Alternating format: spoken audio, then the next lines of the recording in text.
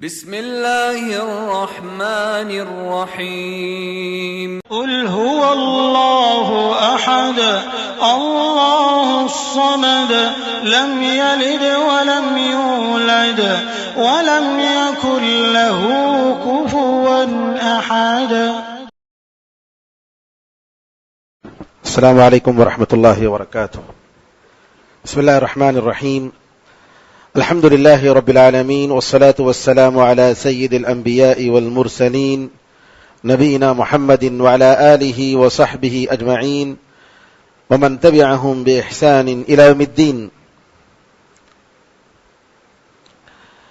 نماز کے احکام اور مسائل کے تعلق سے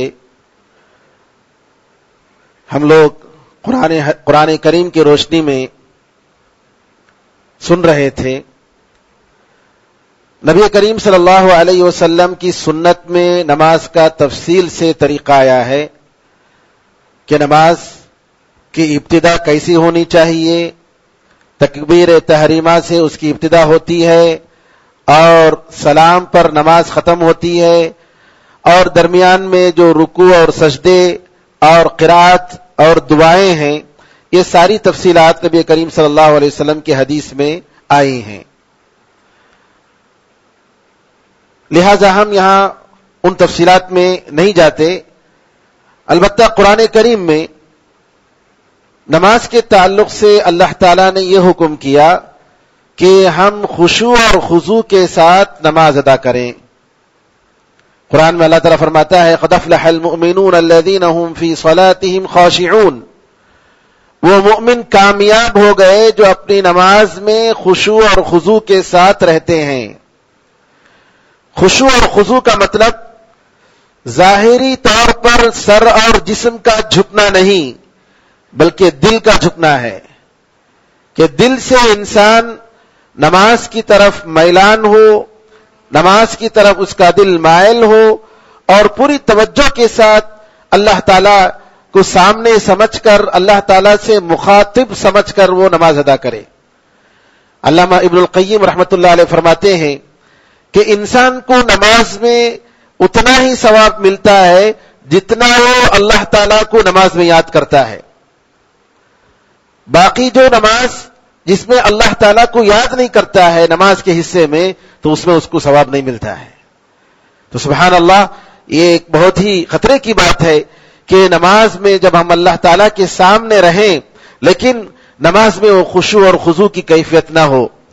نماز میں خشوع اور خضوع کے لیے ضروری ہے کہ ہم اس کے پورے آداب کا لحاظ کریں۔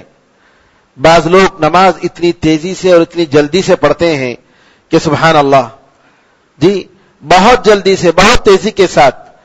ایک مرتبہ نبی کریم صلی اللہ علیہ وسلم مسجد میں تشریف فرما تھے، ایک صحابی آئے، وضو کی، جلدی سے نماز پڑھی اور نبی کریم صلی اللہ علیہ وسلم کے دربار میں آ کر سلام کہا۔ نبی کریم صلی اللہ علیہ وسلم نے سلام کا جواب دیا اور فرمایا ارجع فصلی فانک لم تصلی، جاؤ، واپس جاؤ، پھر دوبارہ نماز پڑھو کیونکہ تم نے نماز نہیں پڑھی ہے۔ پھر گیا بیچارہ، وضو کیا اور دوبارہ اس نے نماز پڑھی اور نبی کریم صلی اللہ علیہ وسلم کے دربار میں آ کر پھر سلام کہا۔ نبی کریم صلی اللہ علیہ وسلم نے اسے یہی کہا ارجع فصلی فانک لم تصلی، جاؤ، واپس جاؤ، تمہاری نماز نہیں ہوئی ہے، دوبارہ نماز پڑھو۔ 3 مرتبہ اس نے ایسے ہی کیا۔ تیسری مرتبہ نبی کریم صلی اللہ علیہ وسلم سے اس نے کہا والذی بعثک بالحق، اس ذات کی قسم جس نے آپ کو حق کے ساتھ بھیجا ہے، مجھے اس سے اچھی نماز نہیں آتی ہے، آپ نماز کا طریقہ بتائیے۔ تو نبی کریم صلی اللہ علیہ وسلم نے اس کو طریقہ بتایا کہ جب آپ نماز کے لیے کھڑے ہوں تو اطمینان سے آپ قیام کریں، رکوع کو جائیں تو اطمینان سے رکوع کریں، رکوع سے اٹھیں تو پھر اس کے بعد اطمینان سے جو ہے کھڑے ہوں، پھر اس کے بعد سجدے کو جائیں تو اطمینان سے سجدہ کریں۔ تو اس طریقے سے نماز کا طریقہ نبی کریم صلی اللہ علیہ وسلم نے بتایا۔ تو نماز میں اطمینان ضروری ہے، کثرت رکعات سے نہیں بلکہ کیفیت، کوالٹی آپ کی نماز کی اتنی بہترین ہونی چاہیے کہ جس میں آپ اللہ تعالیٰ کو یاد کریں۔ منافقین کے بارے میں قرآن میں اللہ تعالیٰ نے فرمایا وَإِذَا قَامُوا إِلَى الصَّلَاةِ قَامُوا كُسَالَىٰ يُرَاءُونَ النَّاسَ وَلَا يَذْكُرُونَ اللَّهَ إِلَّا قَلِيلًا کہ منافقین جب نماز کے لیے کھڑے ہوتے ہیں تو بڑے سست انداز میں کھڑے ہوتے ہیں، سستی کے ساتھ کھڑے ہوتے ہیں، نماز میں ان کا شوق نہیں رہتا ہے، اللہ تعالیٰ سے ملاقات اور اللہ تعالیٰ سے بات کرنے اور اللہ تعالیٰ سے مانگنے کا جذبہ نہیں رہتا ہے، ان کے دل غافل ہوتے ہیں۔ قاموا کسالى، بڑے سستی کے ساتھ یہ لوگ نماز کے لیے کھڑے ہوتے ہیں۔ یراؤون الناس، یہ لوگ لوگوں کو دکھاتے ہیں، دکھاوے کے لیے پڑھتے ہیں۔ ولا یذکرون اللہ الا قلیلا، اور اللہ تعالیٰ کو بہت کم یاد کرتے ہیں۔ تو یہ منافقین کی عادت ہے، یہ منافقین کی صفت ہے کہ نماز جلدی جلدی سے پڑھیں اور نماز میں اللہ تعالیٰ کو یاد نہ کریں اور اللہ تعالیٰ کی عظمت، جنت اور دوزخ کے مناظر کا استحضار نہ ہو، یہ نعوذ باللہ یہ منافقین کی نشانی ہے۔ نماز میں خشوع و خضوع کے لیے ضروری ہے کہ ہم نماز میں جو کہہ رہے ہیں اس کے معنی میں ہم غور کریں۔ جو دعائیں ہیں آپ جانتے ہیں، لیکن ان دعاؤں کے مطلب ہم میں سے کتنے لوگ سمجھتے ہیں؟ اتحیات پڑھتے ہیں، اس کا کیا معنی ہے؟ رکوع اور سجدے میں جو پڑھتے ہیں اس کا کیا معنی ہے؟ عام طور پر جو سورتیں پڑھتے ہیں اس کا کیا مفہوم ہے؟ یہ سمجھنے کی ضرورت ہے، یہ سیکھنے کی ضرورت ہے۔ نماز میں خشوع و خضوع کے لیے ضروری ہے کہ ہم اپنے لباس کا ہم خیال کریں۔ قرآن کریم میں اللہ تعالیٰ نے فرمایا کہ یا ایھا الذین آمنوا خذوا زینتکم عند کل مسجد، اے لوگوں جو ایمان لائے ہو، ہر نماز کی جگہ میں اپنی زینت کو تم اپنا لو۔ اب ہر نماز کی جگہ میں، عند کل مسجد، مسجد سے مراد یہاں مسجد مراد نہیں ہے بلکہ ہر نماز کی جگہ میں، ایون آپ اگر گھر میں بھی سنت نماز پڑھ رہے ہیں، نفل نماز پڑھ رہے ہیں، تو وہاں پر تمہاری زینت ہونی چاہیے۔ زینت کا مطلب کیا ہے؟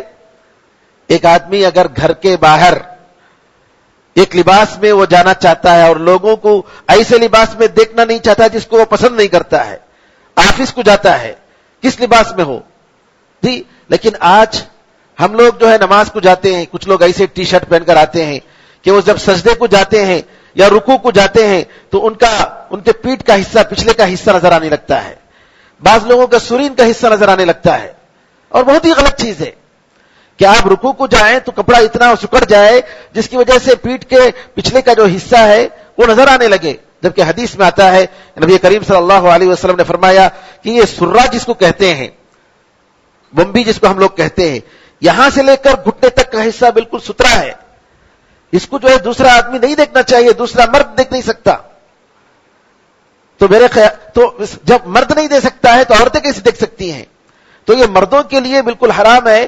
اس طریقے سے سوئمنگ پول میں جاتے ہیں بعض لوگ جو ہے ہاف نکر پہن کر جاتے ہیں سوئمنگ پول میں، یا کھیلنے کے لیے جاتے ہیں فٹ بال، والی بال یا کوئی بھی کھیل، تو کھیل میں بھی اسپورٹس میں بھی ہاف نکر پہن کے جاتے ہیں، چڈی پہن کے جاتے ہیں، یہ جائز نہیں ہے۔ گھٹنا نہیں دکھا سکتے، گھٹنا بھی سترے میں آتا ہے، مردوں کا گھٹنا کسی دوسرے مرد کو ہم دکھا نہیں سکتے، ہاں گھٹنے کے نیچے جو ہے کوئی حرج نہیں، لیکن گھٹنا سے لے کر یہ جو بمبی کا حصہ ہے یہاں تک، یا کمر سے لے کر یہاں تک حصہ دوسروں کو نہیں دکھانا چاہیے، اور نماز میں بدرجہ اولا اس کا خیال رکھنا چاہیے۔ بعض لوگ جو ہے بنین پہن کر نماز پڑھتے ہیں جبکہ جائز نہیں ہے۔ آپ اس حالت میں جب گھر کے باہر نہیں نکل سکتے تو اللہ تعالیٰ کے سامنے جو ساری دنیا کا بادشاہ ہے اس کے سامنے آپ کیسے کھڑے ہوتے ہیں؟ تو گھروں میں ہو یا مسجد میں ہو، اور وہ لوگ مسجد میں آتے ہوئے کچھ ایسا لباس پہن کر آتے ہیں، اس قسم کا لباس پہن کر آتے ہیں کہ کوئی پرواہ نہیں، چلتا ہے، کوئی بھی چلتا ہے جی، الٹے سیدھے لباس پہن کر آتے ہیں۔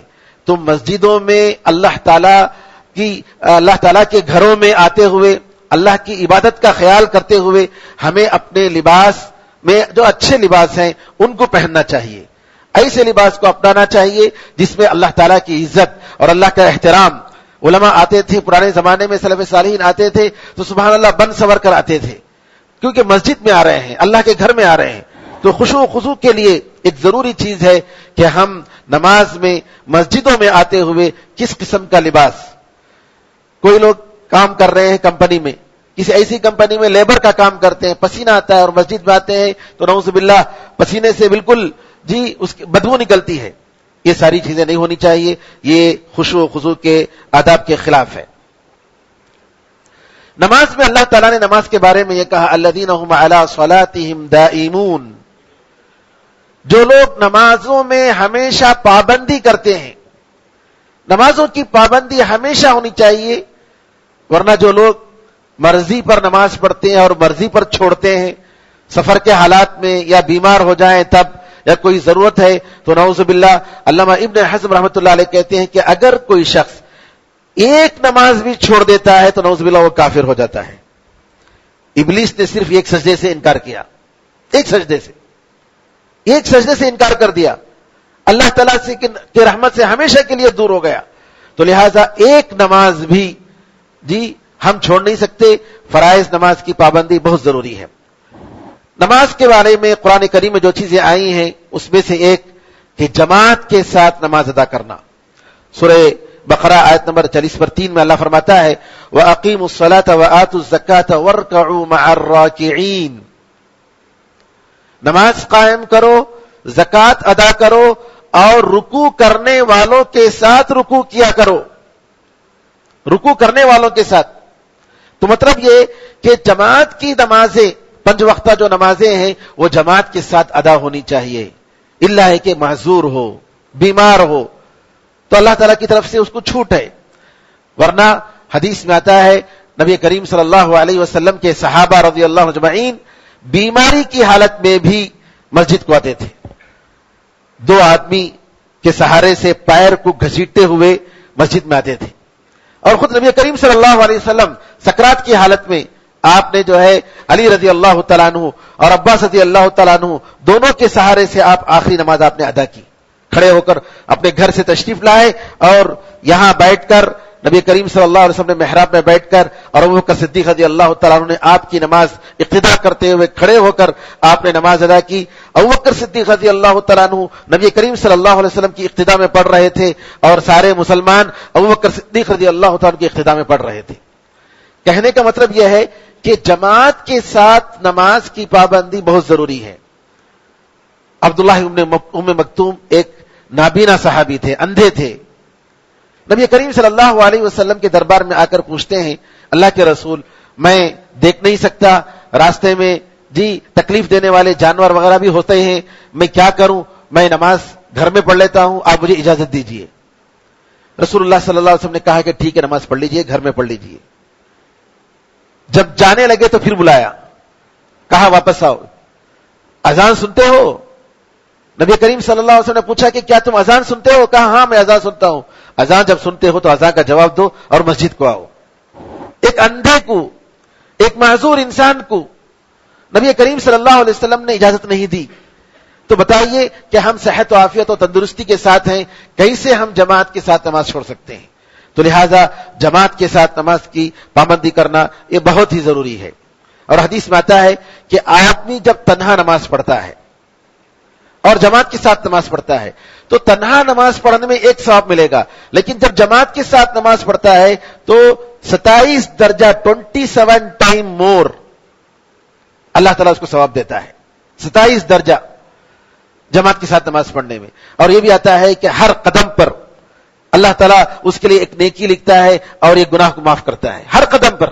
کب سے؟ جب جہاں سے مسجد، گھر سے لے کر مسجد تک، بنو سلمہ ایک قبیلہ تھا جو نبی کریم صلی اللہ علیہ وسلم کے مسجد نبوی سے ذرا دور رہتا تھا، یہ لوگ رسول اللہ صلی اللہ علیہ وسلم کے ساتھ نماز پڑھنے کے لیے مسجد کے قریب آنا چاہتے تھے اور مسجد کے قریب رہنا پسند کیا انہوں نے۔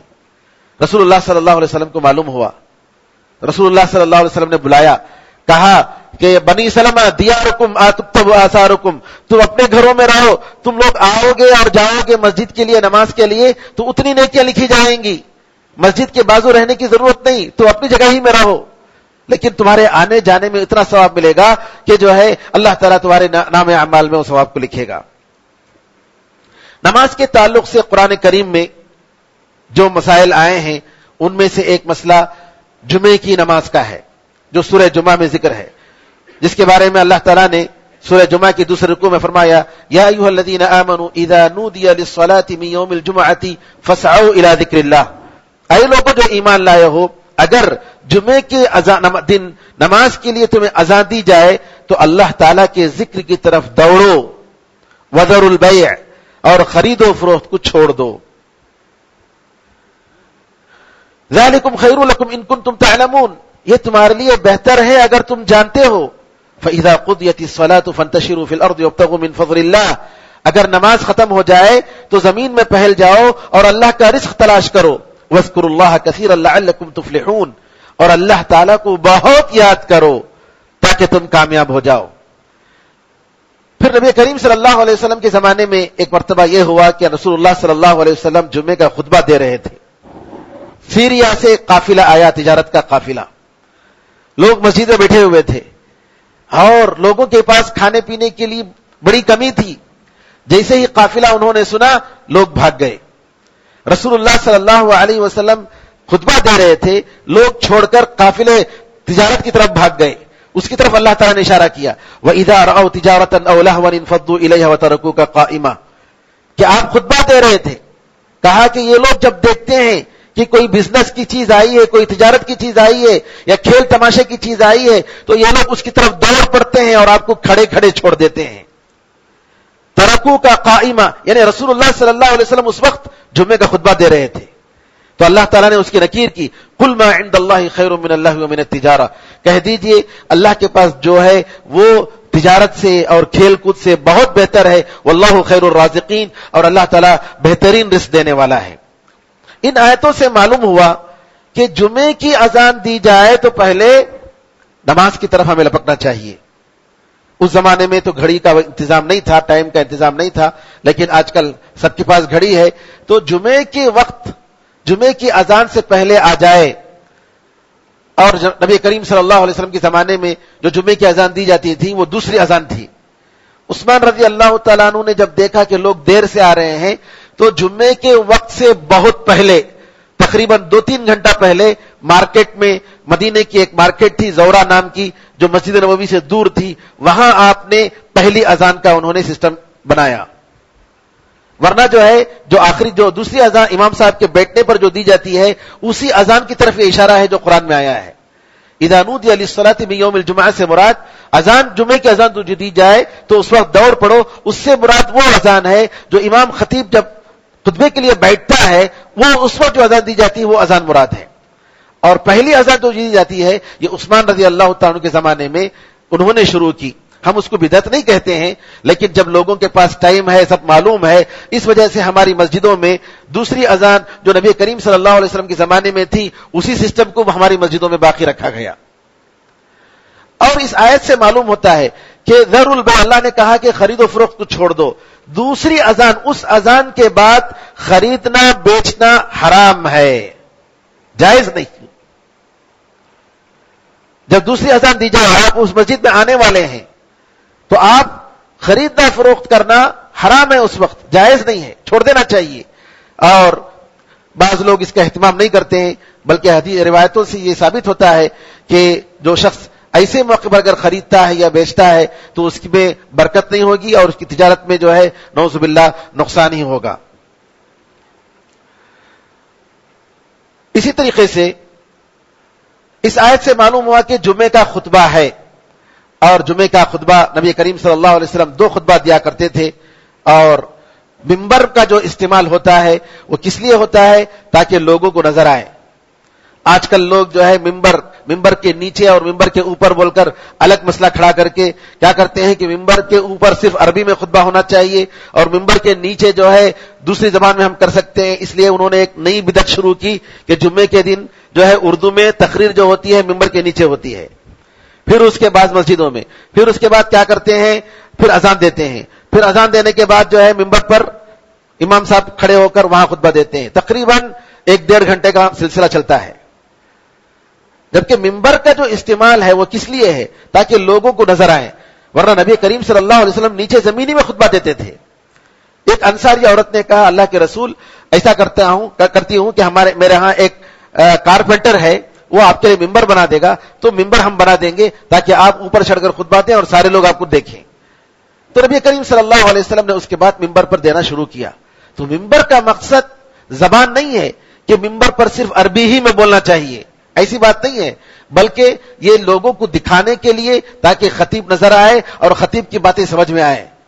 تو یہ تحت المنبر فوق المنبر، ممبر کے نیچے اور ممبر کے اوپر کا جو فرق کر کے جو بدعتیں شروع ہوتی ہیں ہو گئی ہیں ہمارے اکثر مسجدوں میں، یہ غلط بات ہے. خامخواہ اس کو ایک مسئلہ بنا کر جو ہے نیچے ممبر کا نیچے اور ممبر کا اوپر کر کے. نبی کریم صلی اللہ علیہ وسلم نے خطبہ دیا، مقصد لوگوں کو بتانا تھا. اس کا مقصد یہ نہیں کہ ممبر پر جو ہوتا ہے وہ عربی میں ہوگا اور ممبر سے جو ہے ممبر کے نیچے دوسری زبان میں ہو سکتا ہے. نماز کے مسائل میں سے ایک مسئلہ مسافر کی نماز. قرآن میں سورہ نساء آیت نمبر 101 میں اللہ نے فرمایا کہ جب تم سفر کرو تو تم پر کوئی حرج نہیں کہ نماز کو تم کم کرو، اگر تم ڈرتے ہو کہ کافر لوگ تمہیں فتنے میں مبتلا کر دیں. بے شک کافر لوگ تمہارے بڑے کھلے دشمن ہیں. قرآن کریم کی آیت کا ترجمہ میں نے پیش کیا. اس آیت میں یہ کہا گیا کہ اگر تمہیں ڈر ہو یا خطرہ ہو دشمنوں کا، تو نبی کریم صلی اللہ علیہ وسلم سے بعد میں صحابہ نے پوچھا اب کسی کا خطرہ نہیں، اب اسلام تو پوری طریقے سے پھیل گیا ہے، تو ہم کیوں اب قصر کریں؟ تو نبی کریم صلی اللہ علیہ وسلم نے فرمایا اللہ تعالیٰ کی طرف سے ایک احسان ہے، ایک صدقہ ہے تمہارے اوپر کیا ہے، اس صدقے کو قبول کرو. اگرچہ کہ تمہیں اب خطرہ نہیں ہے پھر بھی سفر کی حالت میں تم نماز قصر کیا کرو. قصر کا مطلب یہ ہے کہ ہم اگر سفر کر رہے ہیں تو سفر کرتے ہوئے 4 رکعت والی نماز کو ظہر، عصر اور عشاء کی نماز کو 2 رکعت ہم قصر کے ساتھ پڑھیں. اس کی اللہ تعالیٰ نے اجازت دی. اگرچہ کہ آج سفر کے وسائل ہیں لیکن پھر بھی جیسا کہ حدیث صحیح بخاری میں آتا ہے السفر قطعۃ من العذاب، سفر عذاب کا ایک ٹکڑا ہے. تو لہذا جو ہے سفر کے جو احکام آج بھی باقی ہیں، لیکن کتنے کلومیٹر پر انسان قصر کر سکتا ہے اس کے بارے میں علماء میں اختلاف ہے. صحیح مسلم کے انس رضی اللہ تعالیٰ کی روایت ہے کہ نبی کریم صلی اللہ علیہ وسلم کے زمانے میں ہم 3 میل یا 3 فرسخ اگر سفر کرتے تو قصر کرتے تھے. بعض علماء نے 48 میل کا حوالہ دیا ہے، لیکن اس میں صحیح بات یہ ہے، شیخ الاسلام ابن تیمیہ رحمۃ اللہ علیہ کہتے ہیں جس چیز کو آپ سفر کہیں گے، ٹریول، کہ اپنی بستی چھوڑ کر دوسری بستی جا رہے ہیں، تو اس سفر میں آپ قصر کر سکتے ہیں، جو بھی سفر ہو. اور کتنے دن تک سفر کر سکتے ہیں؟ انس رضی اللہ تعالیٰ عنہ سے پوچھا گیا تو انس رضی اللہ تعالیٰ عنہ نے کہا کہ نبی کریم صلی اللہ علیہ وسلم کے ساتھ ہم لوگوں نے 20 دن تک سفر کی اور انہوں نے 20 دن کے قیام کے موقع پر، سفر کے موقع پر انہوں نے قصر کی. 20 دن کے بعد اگر ہم رہ رہے ہیں تو ہم پوری نماز پڑھیں گے. یہ انس رضی اللہ تعالیٰ عنہ کا قول ہے، ان کی رائے ہے کہ رسول اللہ صلی اللہ علیہ وسلم نے جنگ فتح مکہ کے موقع پر 20 دن آپ مکے میں ٹھہرے رہے اور 20 دن آپ نے قصر کی. اور تبوک کے موقع پر 18 یا 19 دن کی روایت آتی ہے کہ نبی کریم صلی اللہ علیہ وسلم نے تبوک نامی جگہ میں جو مدینے سے 900 کلومیٹر فاصلے پر ہے، آپ نے 18 یا 19 دن آپ نے وہاں قیام کیا اور وہاں قصر کے ساتھ نماز پڑھی. تو اگر کوئی 19 دن یا 20 دن اگر کوئی کسی جگہ ٹھہرتا ہے تو کوئی حرج نہیں کہ وہ قصر کے ساتھ نماز پڑھے. 20 دن سے اگر زیادہ اگر رک رہا ہے تو نماز پوری پڑھ لے، یہ زیادہ بہتر ہے. اگرچہ کہ بعض علماء کا یہ خیال ہے کہ 4 دن سے زیادہ اگر کوئی کسی جگہ رکتا ہے تو اس میں قصر کر سکتا ہے. 4 دن سے زیادہ اگر رکتا ہے تو قصر نہیں کرنا چاہیے، 4 دن یا اس سے کم. یہ شیخ بن باز رحمۃ اللہ علیہ کا فتویٰ ہے. ان کی دلیل یہ ہے کہ نبی کریم صلی اللہ علیہ وسلم حجۃ الوداع کے موقع پر سن 10ویں ہجری میں 4 تاریخ کو آپ مکہ مکرمہ پہنچے. 4، 5، 6، 7 4 دن آپ نے مکے میں قیام کیا. 8ویں دن مینا کے لیے نکل گئے. 8ویں ذی الحجہ کو 4 دن آپ نے قیام کیا تو آپ نے قصر کے ساتھ کیا. تو ان 4 دنوں میں آپ کو یقین تھا کہ اس میں رہیں گے، مکے ہی میں رہیں گے، لیکن اس کے باوجود آپ نے قصر کیا. تو لہٰذا ان 4 دنوں کو ہم لیں گے. 4 دن سے زیادہ اگر کوئی سفر کر رہا ہے تو وہ جو ہے قصر نہیں کرے گا. ان کا یہ جواب ہے انس رضی اللہ تعالیٰ کی حدیث کے بارے میں کہ نبی کریم صلی اللہ علیہ وسلم فتح مکہ کے موقع پر، اسی طریقے سے تبوک کے موقع پر آپ کو یقین نہیں تھا کہ کتنے دن وہاں رہیں گے، کیونکہ سفر کے حالات اور جنگ کے حالات ایسے تھے کہ بول نہیں سکتے تھے کہ کتنے دن تک آپ قیام کریں گے. اگر کوئی آدمی 3 دن کے لیے جا رہا ہے، مزید 1 دن بڑھ گیا اور ڈاؤٹ ہے کہ ہو سکتا ہے اور 1 دن کا، اس طریقے سے 40-50 دن بھی اگر بڑھتا جائے تو کوئی حرج نہیں، سارے لوگوں کا خیال یہ ہے کہ وہ قصر کرے گا، لیکن پہلے سے پلاننگ کر کے جا رہا ہے کہ مجھے فلاں جگہ جانا ہے، 15 دن کے لیے رکنا ہے یا 20 دن کے لیے رکنا ہے، تو ایسی صورت میں صحیح قول کے مطابق 20 دن اگر رک رہا ہے تو قصر کرے، اگر 20 دن سے زیادہ اگر رک رہا ہے تو قصر نہ کرے، یہی زیادہ بہتر ہے۔ نماز کے مسائل میں سے ایک اور مسئلہ، قرآن کریم میں اللہ تعالیٰ نے جنازے کی نماز کا ذکر فرمایا۔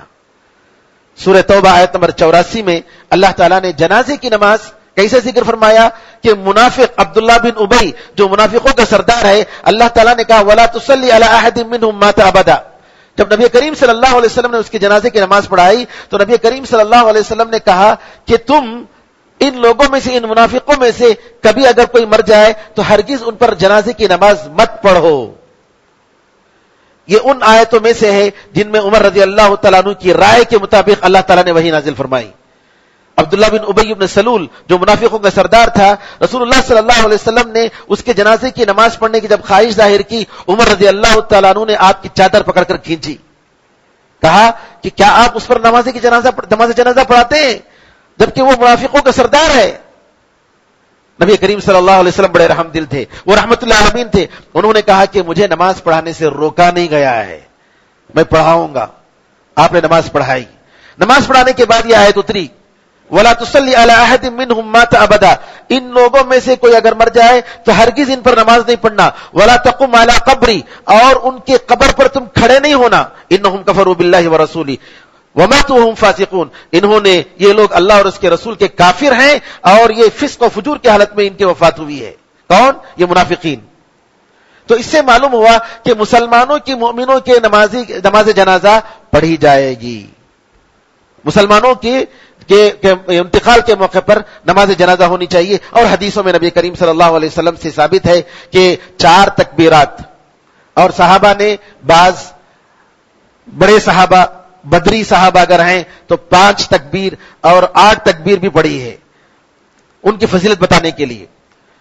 نبی کریم صلی اللہ علیہ وسلم سے سری نماز ہی نماز جنازہ ثابت ہے، اور پہلی تکبیر کے بعد سورہ فاتحہ پڑھیں گے، دوسری تکبیر کے بعد رسول اللہ صلی اللہ علیہ وسلم پر درود پڑھیں گے، تیسری تکبیر کے بعد میت کے لیے دعا کریں گے، چوتھی تکبیر کے بعد سلام پھیریں گے۔